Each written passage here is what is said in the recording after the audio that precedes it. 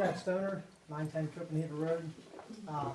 Last month's meeting, I tried to come in here and voice my opinion and ask a few questions, and in doing so, I got Mr. Brian Klinger here, who decided to take a blatant prejudiced attack against me by saying that I'm not welcome in here to speak my opinion because there's no record of me owning property in this township.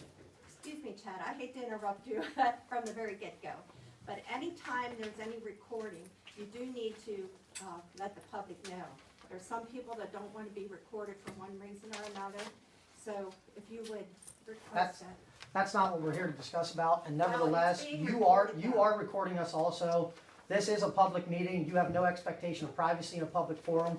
If you don't want to be recorded, the simple fact is that you don't come to a public meeting. Now, if you would let me continue. No, I won't. Well, then we're going to shut this meeting down, I'm assuming, that's right? Because the fact of the matter is, you are also recording us against our free will. We have signs at the beginning that say that the only thing that we are recording is the audio. And that's just basically for Luann to do correct minutes. Then what's that up there? What's that over there? What's that up there? Those are surveillance cameras for the security of the building. They're also they are doing video monitoring, and you also have coupled with that audio monitoring. That is no different than what is on a cellular device. Mr. Chairman, if the public wants to record, I think you're correct, they should put it on the record, right? Most municipalities do that. They say, anybody that's going to record, please let us know. So maybe we can just show that on the record. If there are people that don't want to be part of the video, they can leave and we can continue. Okay. Yeah, So I have no problem with it being videoed. So do I need It's to just stand that up and I would say that like- I'm doing this? I would just like for you to announce that you are recording. Okay, this is Steve Stoner from 910 Conewago Road, and I am audio and video recording this. Okay.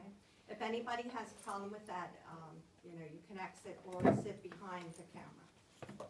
Thank you, Mr. Stoner. Continue, Good Chad. now? Okay. So Mr. Klinger decided to take a prejudiced attack against me by telling me that I'm not welcome to speak here because there's no record of me owning property in this township.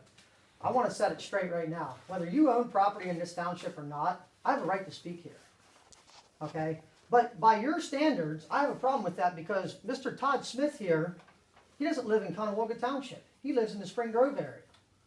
Luann Bostic lives in Manchester. Now, Todd Smith last reported made $53,040 a year. His land that he pays taxes on, that goes to the Spring Grove area. So can I assume that Todd Smith will no longer be permitted to speak in these meetings? So what about his local municipality tax? That doesn't even come back to Conewago Township. Or his per capita tax. Neither does Luann's, who makes, last reported, $69,232.58. So can I assume that they will no longer be permitted to speak in this forum by your standards? What about the Northern Regional Chief of Police, Mark Bensel? He lives in Thomasville. How many times have you people welcomed him here to speak? What about my local municipality tax that I pay? That doesn't count to you? That doesn't count? I'm not allowed to speak because you think I don't own land? What about my per capita tax that I pay? Is that of no relevance? I think your problem is you forget your place. When you took that job and you wanted to sit at that table, you became a public servant. You work for me. My tax dollars, which you seem to think that I don't pay, but I do, they pay your salaries. It's not the other way around. Your job is to look out for the better interest of this community as a whole. That includes me, whether you like it or not. And I don't know why you seem to think that you had the right to sit here at this table and belittle me and harass me with your vulgar statements that you did. But that was nothing but a sad example of the degradation that this township is falling ill to. I think it also shows that you're an infantile, egotistic megalomaniac with wild delusions of grandeur. And for that, I demand a written letter of apology from you. And the worst part about it is, Luann, your job as the chairman is to oversee this and make sure that people follow township decorum, which you like to point out all too often that people in this audience have not followed township decorum. Yet you did nothing to reprimand him for his prejudiced attack against me. Excuse me. And then, even after that, I'm sorry. even after that, Loretta, Yes. even after that, when my father and I did try to defend ourselves against his prejudiced attack, you still did nothing to him, but you banged your stupid gavel and told us that we were out of order. So that clearly shows that you also have a prejudice against myself and my father. And you obviously must agree with Mr. Klinger in his statement that I shouldn't have the right to speak in this forum. And for that, I demand a written letter of apology from you as well. If the two of you cannot stand up here and take accountability for your wrongdoing and give me a written letter of apology, then I think you both ought to resign. Because you have clearly demonstrated that you obviously either A, you don't have the capacity to fulfill your jobs as needed, or you don't care and you just refuse to fulfill your jobs as needed to look out for the better interest of this township. So can I expect a written letter of apology from the two of you? We will take your comments into consideration. Thank you. I still have more time and there's still more stuff to discuss. Okay. Another problem that I have is with this burn ordinance. Now the other day I tried to have a fire and whole fire department showed up at my house along with several cops, volunteer firemen, pulled in my driveway, started pulling off into my grass. Nobody had any respect for my property. And yet we have been arguing about this burn ordinance since August. Now, after speaking to the chief, the assistant chief, and everybody else, the only thing they could come up with was, well, you're burning after dark. Now, I have stated dozens of times that burning after dark, whether it's against the ordinance or not, it is still safer. And I think the new ordinance ought to reflect that burning after dark should be condoned. If I burn during the daytime and a spark goes up and lands down in the woods and it starts a fire, by the time someone realizes it, it's usually too late. However, if you burn at night and a spark goes up in the air and lands down in the woods, you're going to notice it right away. So I'm thinking that probably rather than setting a fire aimlessly and just hoping that the fire department can come and put it out after it gets out of control, why don't we start teaching the public how to set fires with the proper techniques so that they don't get out of control, so that we're not jeopardizing firemen's safety. And I think burning at night could greatly reduce the possibility of fires getting out of control. And the last thing that I want to say is to everybody at that board, I just want to make this clear. I'm not intimidated by anybody on the board. And you and your prejudiced attack, it doesn't scare me. If you think that it's going to make me go away, it's not. You're only going to drive me to go more. I'm not afraid of the two clowns that you have over here as your private security. And I will continue to come to these meetings as long as I have to keep addressing these issues. I'm willing to fight and die for my freedom. How far are you willing to go to try to take it? Thank you. Next on the agenda, we have Steve Stoner. Yeah, Steve Stoner, 910 Copenhagen Road. The problem I seem to have with the board is, while you guys are up here conducting your meeting, and I sit back here and I raise my hand because I have a statement or a comment or a question or a suggestion that I would like to address, because you are making rulings that are going to affect the township throughout the whole township. And yet, month after month, I get looked right past. Yet, the first time I stand up and I put my hand up with a video camera in it, man, I am noticed right off the bat. So if you guys are going to make changes to the township and make different rulings, don't you think it would at least be reasonable to take comments, questions, and suggestions from the township people? Or do you just do whatever it is you want to do, however you want to do it? Thank you for your comments. No comment? We'll take it into consideration. Okay, thank you. Okay, any other comments, public comments? Curtis Snob, 1595 Jug Road, Dover, PA. I understand what Mr. Stone is talking about, but there isn't anybody in this room that was prejudiced more than I was with past supervisors, including Mrs. Leonard, Mark Jordan, Rick Fink, and Mr. Knapp. I mean, I can take you, like they said to me, they brought the big folder out here, here's your record. Well, I ended up proving them 90% wrong most of the time. And as far as the burn ordinance, did you ever read the burn ordinance, sir? Sure have. Do you understand that you gotta have a virgin ground area so far around that? Sure have. Mr. Knoll, if you would address the chair, please. It's Okay. fine. I can answer his questions. No, that's okay. But the burn ordinance is not really per se for an enclosed container. Yes, it is, but it isn't. And I don't know what they were burning, and I don't really care. But our burn ordinance, if you're gonna have an open fire, it's only supposed to be for grubbing waste, if I'm right. Anything else that's wood or anything like that, that's supposed to be recycled or else set in the back of the yard to rot up and use it for mulch or whatever.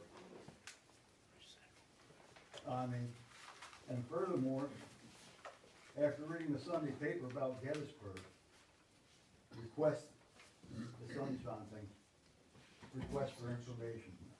I understand that very well. But in the past, when I requested for information, I submitted a letter telling me what I wanted. And then I would either get it from Luann or one of the supervisors. Except back when the other regimes were in here. And I don't think coming in here and bitching all the time is really appropriate. Excuse me, that's actually against township decorum. Could you keep the profanity to a minimum? I apologize. Thank you. But, you know, this right to know request, I know for a fact that Conewago Township has expended their complete budget.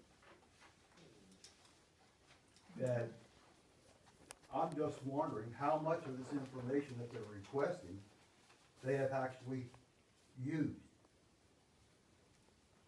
And if they're using it the way it's supposed to be, rather than just coming in here and writing out an information request form and paying the 25 cents a sheet for it. Otherwise, I think it's a waste of township money. That's my taxpayer money. I'm not denying them anything. But that's my taxpayer money. I think that right to know law ought to be changed, whether you've got to bear the full cost of what it takes to bring that up. Not just the 25 cents a sheet, the time, material, so on and so forth. And there always are changes to the right to know, but that's not in our control. But Okay. thank you for your comments. you. We had another question. Brandon Stoner, 30 Hemlock Road. With this burn ordinance, currently the way it is written, no one in this township can legally light a charcoal grill after dark. Now, I originally brought this to the board's attention last August, about 10 months ago, because I was cited by our local Gestapo over here for cooking after dark. I would like to see this burn ordinance changed by next meeting, next month. If not, I plan to take civil action for a violation of civil liberties in a magistrate judge court. Excuse me. Because right now, the board is currently telling citizens that they cannot cook on a grill after dark by the burn ordinance. So I want a new burn ordinance by next meeting. It has been 10 months. A burn ordinance is not that hard to write. It really should not be. It is common sense. I handed a very simple worded, common sense state burn ordinance to the board. Nothing has been done. Last month I was told the burn ordinance will not be changed. Now I hear it's going to be changed. I want it changed. We do not live in North Korea. You don't get to tell us we can't even have a campfire or a cooking fire after dark. This is ridiculous. Get it changed. You're also going to call every time you see a fire. And every time I see somebody burning in this township after dark, whether it's a charcoal grill, a campfire, I don't care. If this does not get changed, I will drive around Conewago Township, and every time I see a campfire, I'll call it in. How long do you think it's going to take of everybody in this township dealing with these guys the way I had to until they're going to be down here complaining about the same things I'm complaining about? Get it changed by next month, or I will file a suit. Thank you. Thank you. Okay. Any more comments? No? I have one. Okay. I actually did write a short letter here, so I am sorry. I'm sorry the public has to sit here month after month and listen to this. I would like to make a few comments as a taxpayer of Conewago Township, and I'm not speaking for the board here by any means. I was elected 4 years ago as a township supervisor with the task of taking a budget and doing the most good with the funds that we have to make the best decision for the township residents, and I feel very strongly that we have done this. There are times when we as a board must follow state and federal mandates that we don't always agree with, but we must implement them. This process has even become more frustrating as a few residents aren't happy unless there is something they can try to stir up and make some kind of trouble. The right to know process is one of them that I feel is being abused. This is not being done in the best interest of the township, but at a very costly process. All the decisions made by this board are made in the public and at all public meetings. Most of these requests have been made by Mr. Hahn, the Stoners, and the McCoys, and have cost the taxpayers over $9,000 in the first quarter in just attorney fees alone. Our entire budget for the attorney is $20,000 for the year, and we've already spent $9,000 of that. The public should be outraged at this wasteful use of taxpayer dollars. And this doesn't even count how much time is used by the searching of files and making copies by our office staff, and only being able to charge pennies on the dollars for the actual cost. To my knowledge, the only thing that's been changed due to any of these right to knows is how the supervisors are paid for their insurance. And this now costs the taxpayers 40% more than it originally did. So it is my opinion that this is wasteful spending, has to stop, and the public has the right to know where it starts, and we should be outraged by this. Thank you. Okay, thank you. Okay, nothing else, we'll move on. Oh, I'm sorry. Chad Stoner, 910 Copenhagen Road. You say that the right to knows have cost so much money, and then you actually have the audacity, even knowing that you're on video, and I just sat here and said that you're taking a prejudiced attack, and you tell the community of this township that they should be outraged, and you actually throw the Stoners as a group out there.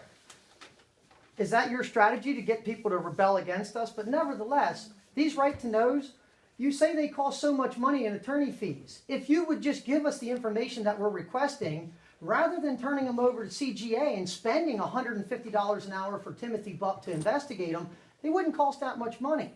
Just like the one that I have filed for the other month, and you said no. Actually, you had Tim Buck and one of his other attorneys at CGA say no. I filed an appeal. The Office of Open Records granted me my appeal and said he was well within his rights to obtain this information.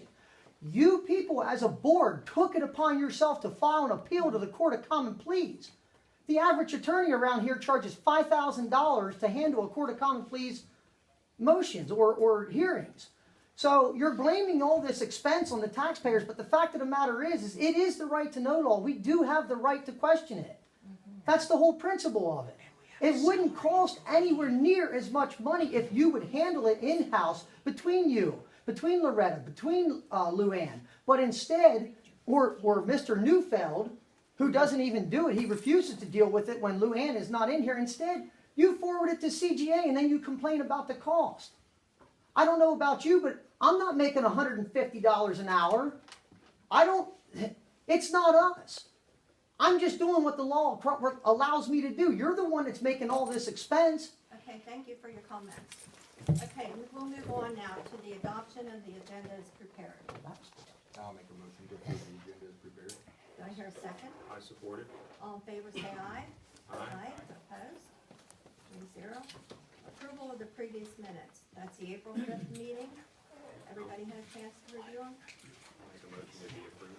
I'll second that. All in favor, say aye. Aye. Opposed? 3-0. Planning and zoning.